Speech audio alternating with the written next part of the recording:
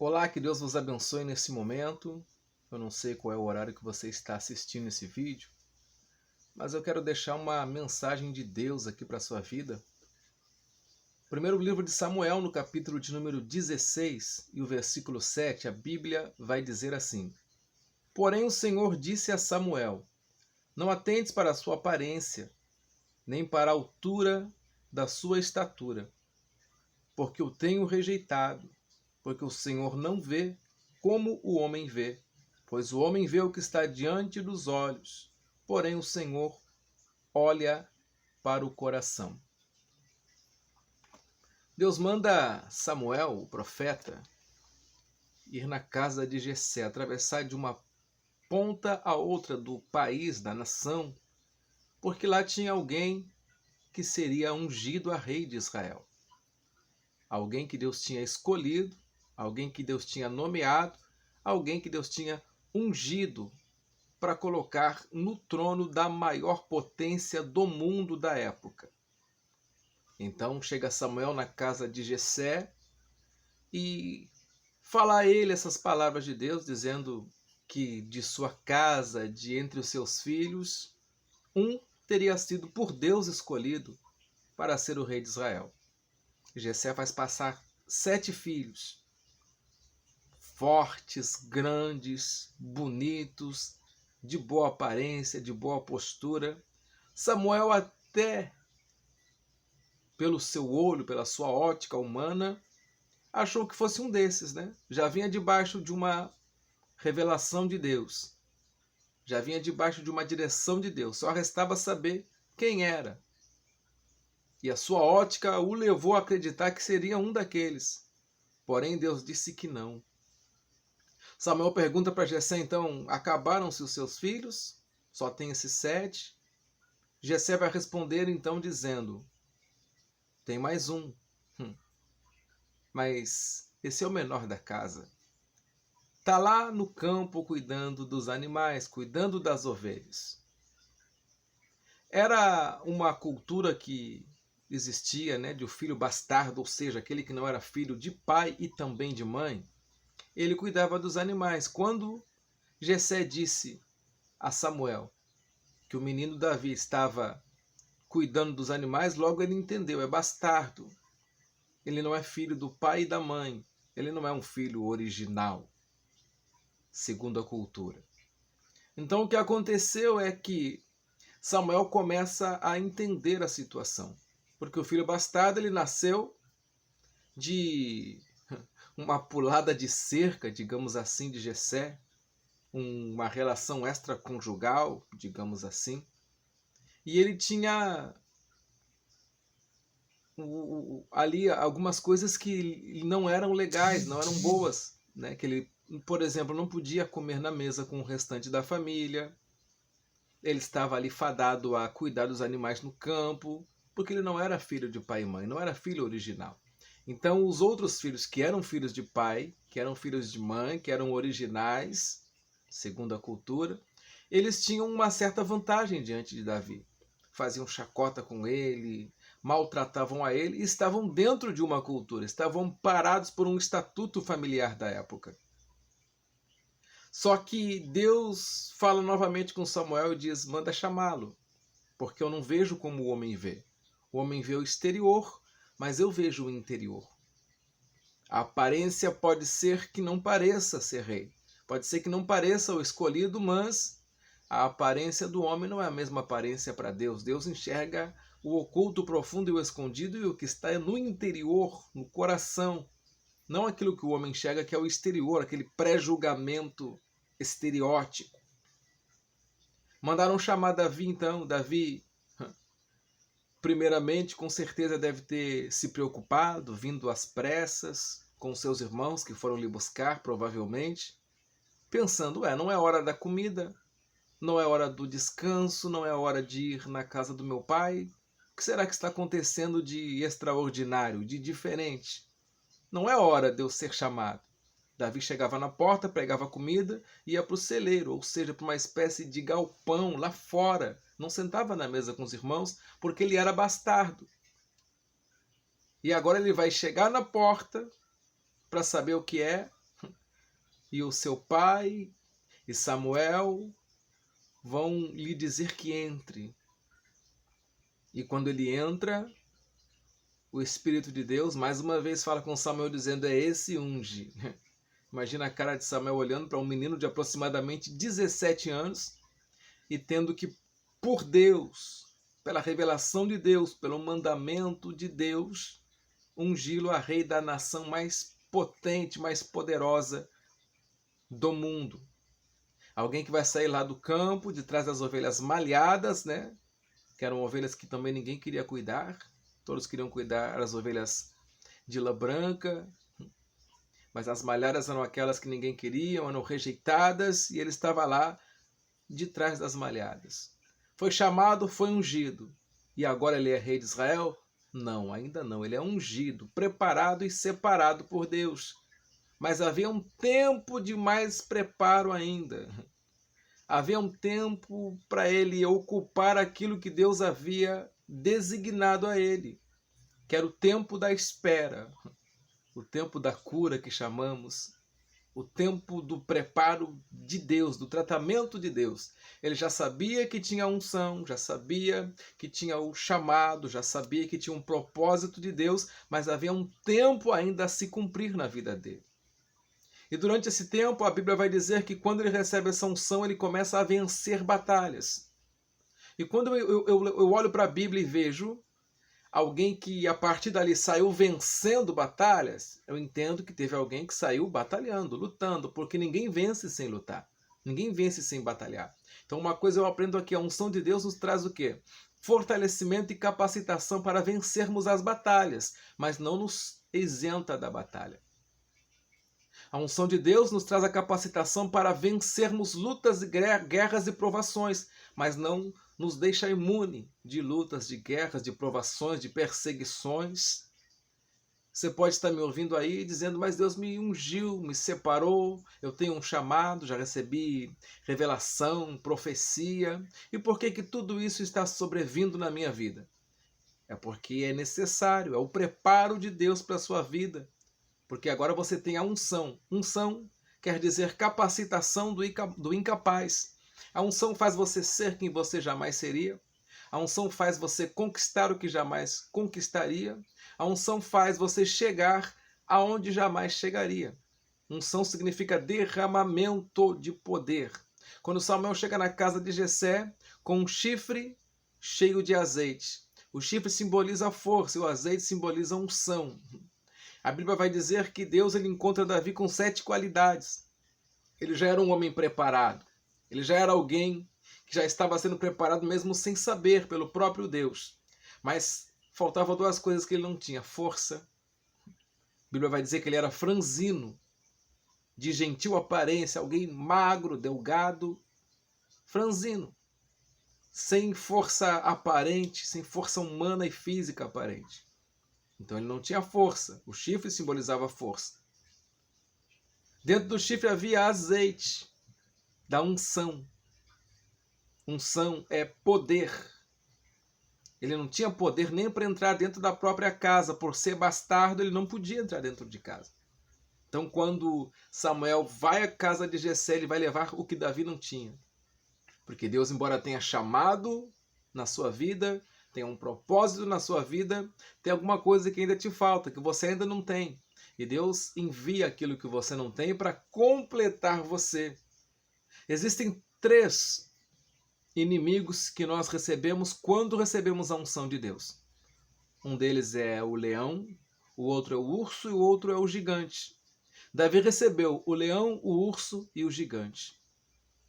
Recebeu o leão quando ele estava cuidando das ovelhas do seu pai. O leão tentou pegar uma das suas ovelhas, das ovelhas que ele cuidava, e matar e destruí-la. Mas ele, com uma estratégia, conseguiu vencer e matar o leão e livrar a ovelha. Segundo historiadores, pesquisadores, segundo especialistas nesta área, dizem que se pegar o leão aqui dessa barbicha aqui, ó, e puxar com força, o leão perde as forças. Mas, primeiramente, quem sabe disso? E segundamente, quem tem coragem de fazer isso? Davi teve coragem. Provavelmente, eu imagino a cena do leão tentando atacar a ovelha, se botando na ovelha, dando um bote na ovelha.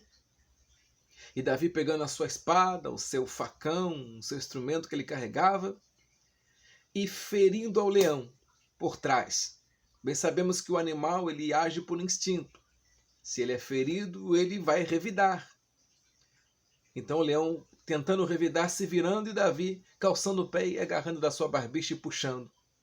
O leão perde as forças e Davi então crava-lhe a espada, o mata e salva a ovelha do seu pai. Estratégia para vencer o leão. Eu imagino o urso chegando, agarrando a ovelha, e segundo os entendidos, os estudiosos na área, vão dizer que existe o abraço de urso, ou o abraço do urso, que o urso, quando abraça a presa, ele só larga a presa morta. Isso significa o quê? Que a presa não pode chegar perto do urso, que a presa tem que ficar de longe. Então Davi, sabedor disso também, ele de longe venceu o urso, talvez lhe atirando alguma lança, talvez lhe atirando a própria espada, mas vencendo de longe. Há uma estratégia para vencer o leão, há uma estratégia para vencer o urso, há uma estratégia para vencer os leões das nossas vidas, há uma estratégia para vencer os ursos das nossas vidas.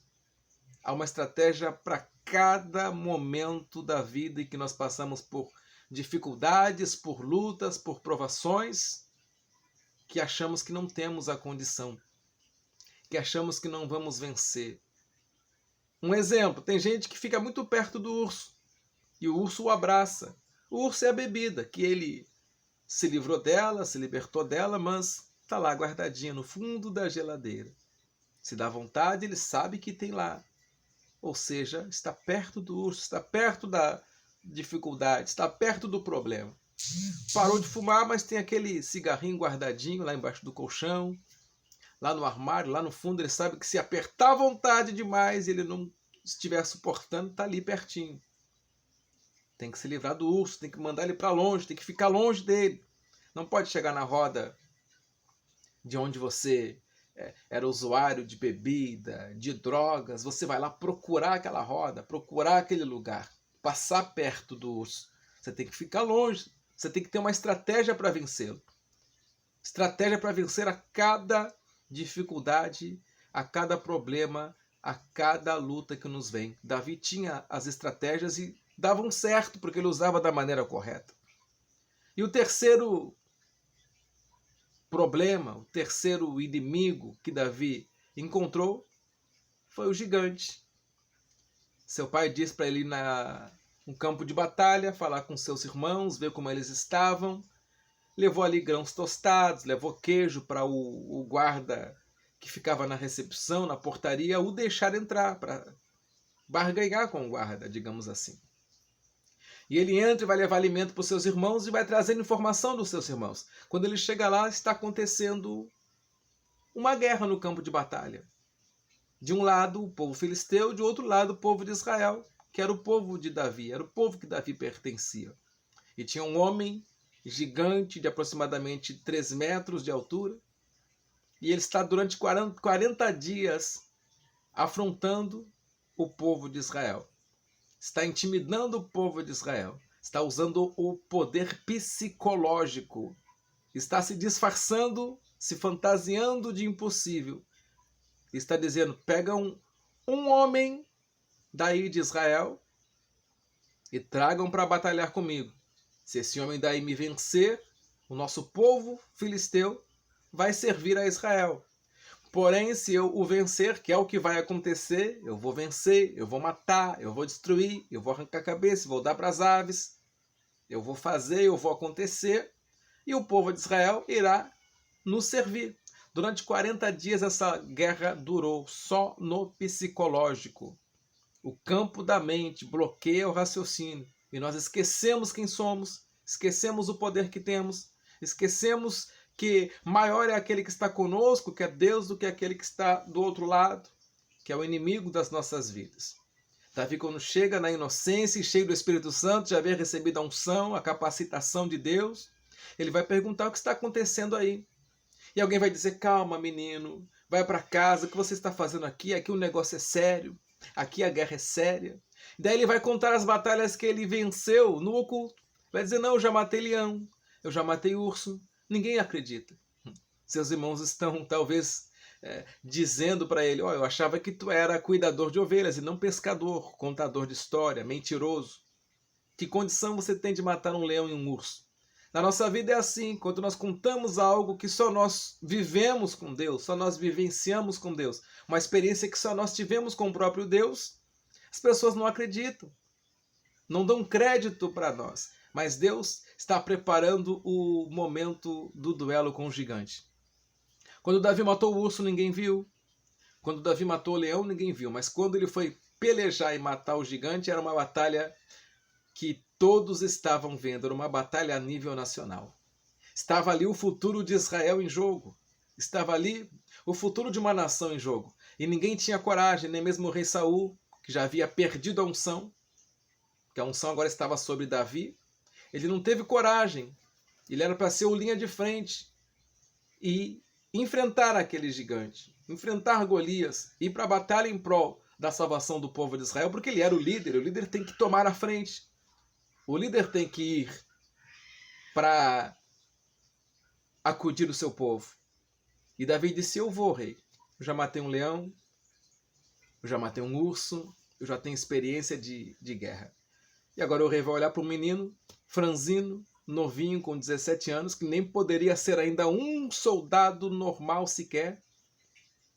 Para ser soldado deveria ter 20 anos na época. Hoje no Brasil, aqui no nosso país, é 18 anos, mas naquela época em Israel, o mancebo era 20 anos. Ele queria ser, sonhava em ser um soldado apenas. Um no meio do exército, mas Deus estava preparando para ele ser o rei da nação. Queria comandar tanto o exército quanto a nação toda. Você pode estar sonhando com algo e Deus planejando algo muito maior para a sua vida, muito melhor para a sua vida. Mas tem o processo que é doloroso. A prova sempre é ruim e a tentação é boa. Toda tentação é boa, porque só vai me tentar aquilo que me satisfaz, aquilo que me dá prazer vai ser tentação para mim. Mas a provação, ela causa lágrima de dor, mas no final ela produz um fruto. Ela produz experiência, ela produz alguém realmente preparado, apto para tomar posse daquilo que Deus preparou. E agora Davi vai lá lutar contra o gigante, estou resumindo, é claro, a história. E para todo mundo ver, Deus o exalta com apenas uma pedra. Não foi a pedra, não foi a força, não foi a coragem de Davi, era o propósito de Deus. Quando chega um momento de Deus nos exaltar, de Deus nos colocar, de nós queremos Ele, só quer que nós venhamos a fazer a nossa parte, que Ele vai fazer o resto. Aquilo que era impossível tornou-se possível. Aquilo que não tinha condição de ser, de acontecer, aconteceu. Pelas mãos de um menino que já estava programado, projetado para alcançar o trono de Israel. Aproximadamente 17 anos se passou entre a unção e o trono. Você tem um chamado? Deus te prometeu que vai te exaltar, que vai te fazer um grande homem, uma grande mulher, mas há um tempo de preparo. Há um tempo, há um espaço entre a unção e o trono, entre aquilo que Deus prometeu e a realização daquilo que Deus prometeu. Que nesse momento você possa entender o que Deus está falando com você. Primeiramente, que Deus ele não olha como o homem vê. Você olha para muitas pessoas e a despreza. Mas Deus está olhando e está dizendo, essa vai ser exaltado por mim. Eu vou colocar em um lugar de destaque. Naquele campo de batalha onde Davi batalhou e venceu o gigante, tinham 3 tipos de guerreiros. A primeira classe de guerreiros que haviam ali eram os profissionais não ungidos, que eram os irmãos de Davi. Eles eram profissionais, viviam no campo treinando artilharia, defesa, com o arco e a flecha na mão. Eles eram profissionais, treinados.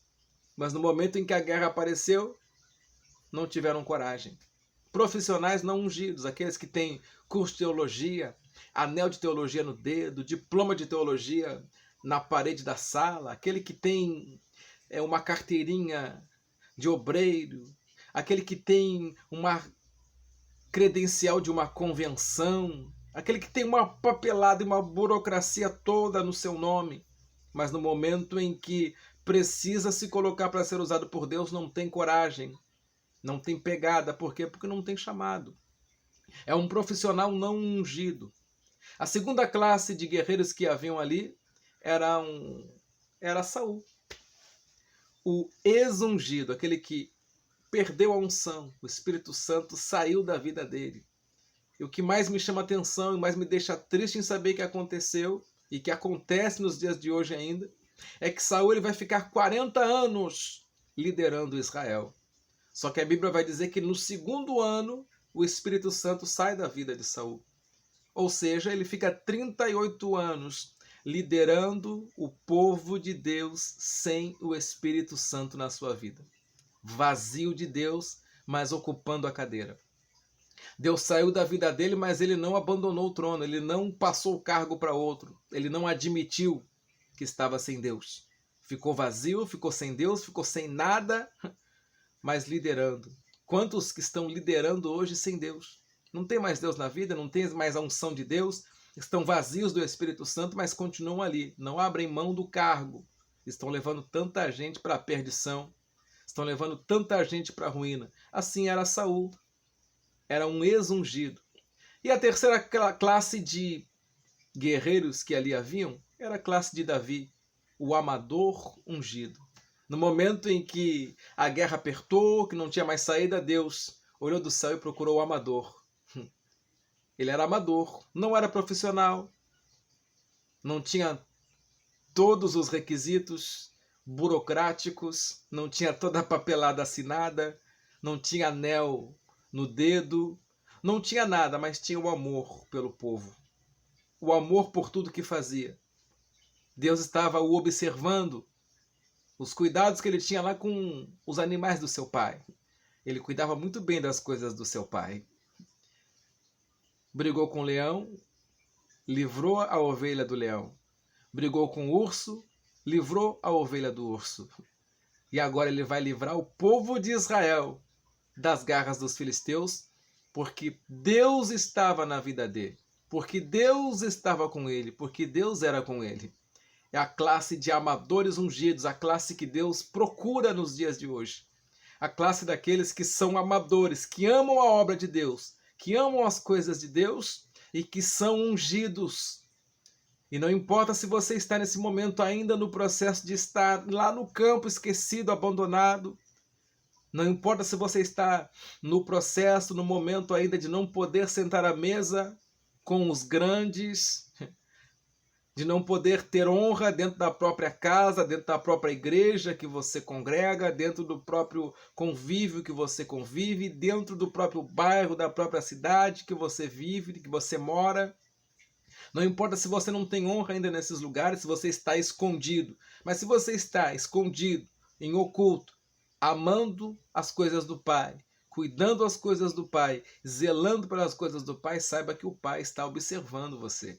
E esse Pai que eu estou falando é Deus. É o nosso Pai maior, o Senhor dos senhores, o Rei dos reis, que nos contempla do alto e está vendo a nossa dedicação, embora ninguém veja. Ninguém viu Davi matando urso. Ninguém viu Davi matando leão. Mas todos tiveram que ver Davi matando o gigante, livrando Israel, tendo um cântico cantado pelas mulheres de Israel, dizendo que Saul matou seus milhares, mas Davi matou seus 10 milhares. E o próprio Saul tendo que admitir, dizendo: o que falta para ele senão o trono? Não faltava mais o trono já era dele, só o tempo ainda não havia chegado. O que é seu, já está guardado, já está preparado. O tempo que ainda não é chegado.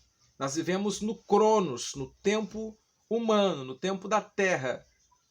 E Deus está no Kairos, que é o tempo dele, é o tempo de Deus. No Cronos, no nosso tempo, eu já acho que eu deveria estar além do que estou. Eu já acho que deveria ter acontecido muita coisa que ainda não aconteceu. No Cronos, no meu tempo, no meu ver. na minha limitação humana. Mas no Kairos, que é o tempo de Deus, ele está dizendo, calma, ainda é tempo, ainda há um preparo, ainda há um propósito nessa espera. Há uma lenda de um sábio lenhador chinês que perguntaram para ele qual era o segredo do sucesso dele ao cortar uma árvore. E ele respondeu dizendo, é que 70% do tempo eu fico afiando o machado. E aí sim, os outros 30% eu gasto cortando a árvore com o machado afiado, preparado, fica tudo mais fácil, é tudo mais eficaz, é tudo mais eficiente. Eu consigo obter o meu trabalho de uma forma eficaz, de uma forma que funciona e que dá muito certo. O próprio Senhor Jesus, ele vai ter 3 anos e meio de ministério. E ele vai viver 33 anos e meio. 30 anos somente no preparo, o próprio Jesus. O tempo do preparo é muito maior do que o tempo da execução da obra. Davi recebeu a unção com aproximadamente 17 anos, segundo a história, não temos como ter uma exatidão.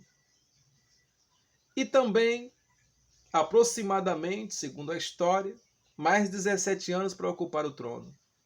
Houve um espaço entre o chamado e a realização do chamado. Houve um tempo entre a unção e o trono. É isso que está acontecendo na sua vida. Tudo que Deus te prometeu vai acontecer.